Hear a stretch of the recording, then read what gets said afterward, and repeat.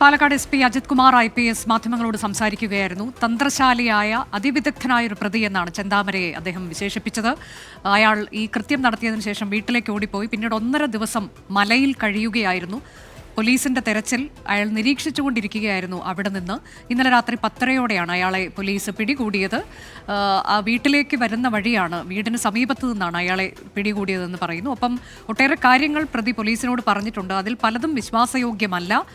അടുത്ത ദിവസങ്ങളിൽ തന്നെ ഇയാളെ കസ്റ്റഡിയിലെടുക്കും. ഇന്ന് കസ്റ്റഡിയിൽ വാങ്ങിക്കില്ല. ഉച്ചയ്ക്ക് ശേഷം കോടതിയിൽ ഹാജരാക്കും. നടപടിക്രമങ്ങൾക്ക് ശേഷം 2 ദിവസത്തിനുള്ളിൽ കസ്റ്റഡിയിൽ എടുക്കും. പിന്നീട് ഈ കൊലപാതകം പുനരാവിഷ്കരിക്കുമെന്നാണ് പാലക്കാട് SP പറഞ്ഞിട്ടുള്ളത്. ഇയാൾ ആസൂത്രിതമായി തന്നെ നടത്തിയതാണ് ഈ കൊലപാതകം എന്ന് പറഞ്ഞു SP. കാരണം ആയുധങ്ങളൊക്കെ ഏതാണ്ട് 1 മാസം മുൻപ് തന്നെ ഇയാൾ വാങ്ങിവെച്ചിരുന്നു.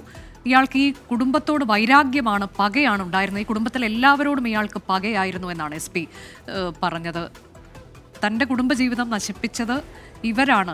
ഈ അയൽപക്കക്കാർ മന്ത്രവാദം ചെയ്തതിനെ തുടർന്നാണ് കുടുംബജീവിതം തനിക്കില്ലാതായത് എന്ന വിശ്വാസം. അതിനെ തുടർന്നാണ് ഇത്തരത്തിൽ പകയോടെയുള്ള, വൈരാഗ്യത്തോടെയുള്ള കൊലപാതകം നടത്തിയത് എന്നാണ് ഇപ്പോൾ SP വ്യക്തമാക്കിയത്. കൂടുതൽ കാര്യങ്ങൾ ഇനിയും വ്യക്തതയോടെ വിശദമാക്കും എന്ന് കരുതുകയും ചെയ്യുന്നുണ്ട് SP. സൂരജ് സജി വിശദാംശങ്ങളുമായുണ്ട്. സൂരജ്, ഇപ്പോൾ കുറച്ച് കാര്യങ്ങളൊക്കെ SP പറയുകയാണ്. ഇയാൾ എത്രത്തോളം വിദഗ്ധമായാണ് ഈ കൊലപാതകം നടത്തിയത്, എത്രത്തോളം തന്ത്രശാലിയാണ് ഇയാൾ, പോലീസ് നിരീക്ഷണം നടത്തുമ്പോൾ ഇയാൾ മലയിലിരുന്നത് കണ്ടുകൊണ്ടിരിക്കുകയായിരുന്നു തുടങ്ങിയതുൾപ്പെടെ എന്തൊക്കെ വിശദമാക്കി SP? തീർച്ചയായും അനുജ, അതായത് തന്ത്രശാലിയായ കുറ്റവാളിയാണ് ഈ ചെന്താമര എന്നുള്ളത് തന്നെയാണ് SP വ്യക്തമാക്കുന്നത്. പോലീസ് ഇയാളെ തിരഞ്ഞ് ഈ വനമേഖലയിലടക്കം തിരച്ചിൽ നടത്തുന്ന സമയത്ത് ഈ പാറപ്പുറത്തിരുന്ന ഇവരുടെ തിരച്ചിലടക്കം പ്രതി നിരീക്ഷിച്ചു എന്നുള്ളതാണ് പറയുന്നത്.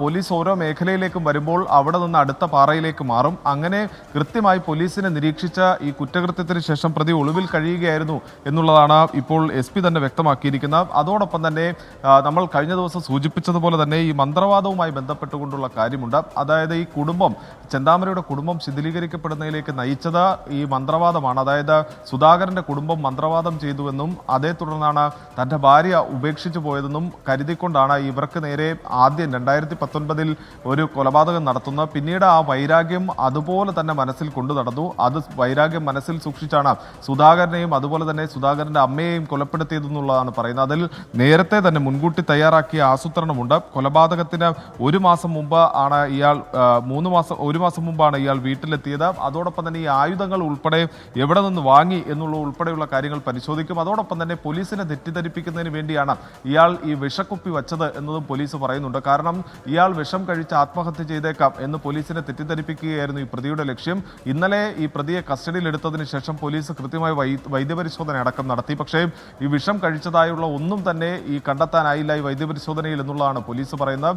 അത്തരത്തിൽ ഈ വിഷക്കുപ്പി അടക്കം വീട്ടിൽ പകുതി കഴിച്ച നിലയിൽ വിഷക്കുപ്പി അടക്കം വച്ച് പോലീസിനെ തെറ്റിദ്ധരിപ്പിക്കാനുള്ള ഒരു നീക്കമാണ് ഈ പ്രതി നടത്തിയിരിക്കുന്നത്. അത്തരത്തിൽ ആസൂത്രിതമായി നടത്തിയ കൊലപാതകം എന്നുള്ളതാണ് പോലീസ് അടിവരയിട്ട് പറയുന്നത്.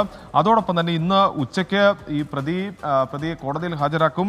ഈ സുധാകരനുമായി തലേ ദിവസം ഒരു തർക്കമുണ്ടായി എന്ന തരത്തിലായിരുന്നു പ്രതി ഇന്നലെ ഈ നെന്മാറ പോലീസ് സ്റ്റേഷനിൽ നടത്തിയ ചോദ്യം ചെയ്യലിൽ മൊഴി നൽകിയത്. പക്ഷേ ആ മൊഴിയൊന്നും പോലീസ് മുഖവിലേക്ക് എടുക്കുന്നില്ല. ഇയാളെ സംബന്ധിച്ച് ഇയാൾ ഈ കള്ളം പറഞ്ഞ ഒരു തർക്കത്തിലൂടെയാണ് ഈ കൊലപാതകത്തിലേക്ക് പോയതെന്ന് ബോധപൂർവം പറഞ്ഞു വെക്കുകയാണ് എന്നുള്ളതാണ് പോലീസിന്റെ ഒരു വിലയിരുത്തൽ. അതോടൊപ്പം തന്നെ പ്രതിക്ക് രക്ഷപ്പെടാൻ ഒരു സഹായവും ലഭിച്ചിട്ടില്ല. ഈ കൊലപാതകം കഴിഞ്ഞതിന് ശേഷം ഈ ചെന്താമര നേരെ വീട്ടിലേക്കാണ് കയറുന്നത്. വീട്ടിൽ കയറി വീടിന്റെ പുറകുവശത്ത് ഒരു മുള്ളുവേലി കൊണ്ടുള്ള കമ്പിയുണ്ട്. ആ മുള്ളുവേലി ചാടിക്കടന്ന് ആ സമയത്ത് ഈ പ്രതിയുടെ കാലിലടക്കം മുറിവേറ്റിട്ടുണ്ടെന്നുള്ളതാണ് പറയുന്നത്. അവിടെ നിന്ന് പിന്നീട് ഈ മലയിലേക്ക് ഓടിക്കയറുകയായിരുന്നു എന്നുള്ളതാണ് പറയുന്നത്. പക്ഷേ ഈ പ്രതി പുറത്തേക്ക് ഇറങ്ങുന്നത്, അതായത് ഈ മലയിൽ നിന്ന് തിരിച്ചിറങ്ങുന്നതിലേക്ക് നയിച്ചത് ഈ 1.5 ദിവസമായി ഈ ഭക്ഷണം കഴിക്കാൻ പ്രതിക്ക് സാധിച്ചിരുന്നില്ല. അങ്ങനെയാണ് പ്രതി ഈ മലയിൽ നിന്ന് താഴെ ഇറങ്ങുന്നത്. ഈ തറവാട് വീട്ടിലേക്ക് എത്തുക എന്നുള്ളതായിരുന്നു. തറവാട്ട് വീട്ടിലേക്ക് എത്തുന്നതിന് വേണ്ടിയാണ് ഈ പ്രതി പാടത്തുകൂടി നടന്നു വരികയായിരുന്നു. അതിനിടയിലാണ് പോലീസിന്റെ കസ്റ്റഡിയിലായതെന്നും ഇന്നലെ